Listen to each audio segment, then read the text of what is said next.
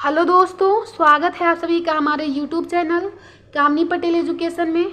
आज मैं class 12th वालों के लिए जीव विज्ञान से 5 महत्वपूर्ण टिप्पणी लेके आई हूँ जो बोर्ड एग्जाम की दृष्टि से वेरी इंपॉर्टेंट है। इसलिए ये आप वीडियो अंत तक ज़रूर देखेंगे जिससे आपकी ये 5 जो टिप्पणी है तैयार हो सके। तो प्लीज़ आप वीडियो को अंत तक ज़रूर देखें। पहला क्वेश्चन है, अनिषेक फलन किसे कहते हैं। मतलब ऐसे आपसे क्वेश्चन पूछेगा कि अनिषेक फलन पर टिप्पणी लिखिए, ऐसे पूछेगा तो आपको बताना होगा कि ऐसे फल जिनका निर्माण अंडाशय से नहीं होता है, ऐसे फल जिनका निर्माण जो होता है वो अंडाशय से नहीं होता है उसे हम अनिषेक फल कहते हैं। क्या कहते हैं? उसे हम अनिषेक फल कहते हैं। तथा फल के इस निर्माण की जो प्रक्रिया होती है उसे हम अनिषेक फलन कहते हैं। अनिषेक फल किसे कहेंगे? ऐसे फल जिनका निर्माण अंडाशय के बिना हो जाता है उसे हम अनिषेक फल कहते हैं तथा इस प्रक्रिया को ही हम अनिषेक फलन कहते हैं। अब एग्जाम्पल में बता देंगे, अंगूर, तरबूज हो गया। और मतलब एग्जाम्पल में ऐसे भी बता सकते हैं कि ऐसे फल जिनमें बीज नहीं पाया जाता है। केला भी हो सकता है, इसका अनिषेक फल का एग्जाम्पल केला भी हो सकता है। अब अगला क्वेश्चन देखते हैं, बहुभ्रूणता। ये भी बोर्ड एग्ज़ाम की दृष्टि से वेरी इंपॉर्टेंट है, इसलिए प्लीज़ इसे आप तैयार कर लें जिससे आपकी नंबर कटे ना। तो देखिए बहुभ्रूणता होता क्या है। जब किसी एक बीजांड या बीज में से देखिए जब किसी एक बीजांड या बीज में से एक से अधिक भ्रूण उत्पन्न होते हैं। जैसे मान लीजिए कोई एक बीज है, किसी एक बीज में अनेक भ्रूण का पाया जाना ही बहुभ्रूणता कहलाता है।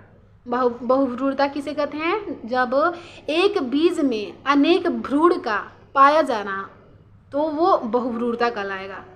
बहुभ्रूणता की खोज सबसे पहले ल्यूवेनहॉक ने किया था। किस में किया था? संतरे में किया था। आप ये भी बता देंगे सबसे पहले बहुभ्रूणता संतरे में पाया गया और इसकी जो बहुभ्रूणता की खोज की वो ल्यूवेनहॉक ने किया। आप एग्जाम्पल में संतरे लिख सकते हैं। अब देखिए अगला क्वेश्चन है सहप्रभाविता। आपसे ऐसे पूछेगा कि सहप्रभाविता पे टिप्पणी लिखो।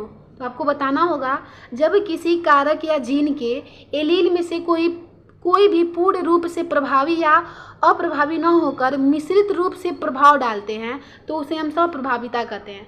जैसे कि समझने का कोशिश करिएगा। जैसे मान लीजिए ये दोनों जो गुण हों वो मिश्रित होके आए। जैसे कि एक रेड है और एक सफ़ेद है, एक रेड है एक वाइट है, तो दोनों का जो प्रभावी लक्षण होगा दोनों मिश्रित होके आएंगे तो वो पिंक हो जाएंगे, गुलाबी हो जाएंगे।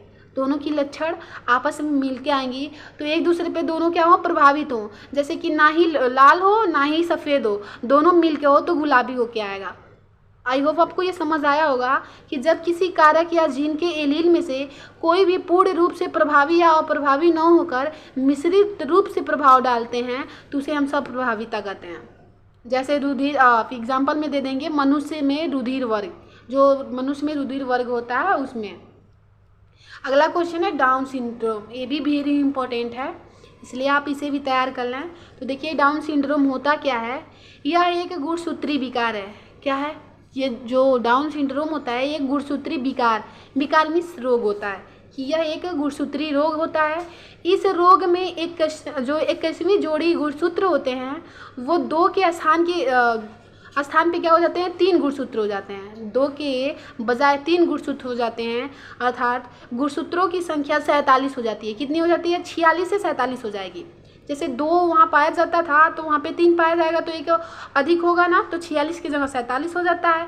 यही अतिरिक्त गुणसूत्र बच्चे की बुद्धि का विकास रोक देता है। जो वही अधिक गुणसूत्र हो जाता है ना तो वो बच्चों का जो बुद्धि विवेक होता है वो कम कर देता है, रोक देता है। बच्चे बुद्धिमान नहीं होते हैं और इसी रोग को हम क्या कहते हैं? मंगोली जड़ता कहते हैं। इस रोग का पहचान यही होता है कि मंद बुद्धि वाला बच्चा पैदा हो जाता है। फिर उसके जो चेहरे होते हैं धब्बे होते हैं, ऐसे दबे हुए होते हैं, ओठ लटका हुआ होता है, जीभ मोटा हो जाता है, माथा जो है वो चौड़ी हो जाती है, गर्दन छोटी हो जाती है, हाइट छोटी हो जाती है। डाउन सिंड्रोम की यही मतलब लक्षण है पहचानने की। अब अगला क्वेश्चन देखते हैं, IVF तकनीक क्या है। पात्र निषेचन, ये भी वेरी इंपॉर्टेंट टॉपिक है, ये बोर्ड एग्जाम में लगातार पूछा गया क्वेश्चन है, सो प्लीज़ इसे भी आप तैयार कर लीजिएगा। तो देखिए, इस तकनीक के अंतर्गत पुरुष के शुक्राणु तथा महिला के अंडाणु को एक प्रखनली में निषेचित कराया जाता है। क्या कराया जाता है? पुरुष का शुक्राणु और मादा का अंडाणु को लेकर एक जो प्रखनली होती है उसमें रखकर निषेचन कराया जाता है। इसके बाद भ्रूण की स्त्री के गर्भाशय में प्रत्यारोपित करा दिया जाता है। जब वो निषेचित हो जाते हैं तो वो उस भ्रूण को लेकर महिला के गर्भाशय में क्या करा जाता है?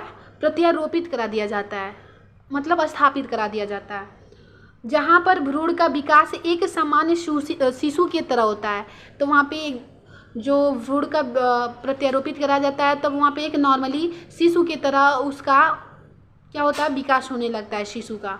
आई होप आपको समझ आ गया होगा IVF तकनीक क्या होता है। इसमें ये होता है कि पुरुष का शुक्राणु मादा का अंडाणु लेकर एक पात्र में निषेचित कराया जाता है। जब वो अच्छे से निषेचित हो जाते हैं, भ्रूण बन जाते हैं, तो उस भ्रूण को लेके मादा के गर्भाशय में प्रत्यारोपित करा दिया जाता है। तो इसी प्रक्रिया को ही हम IVF तकनीक कहते हैं।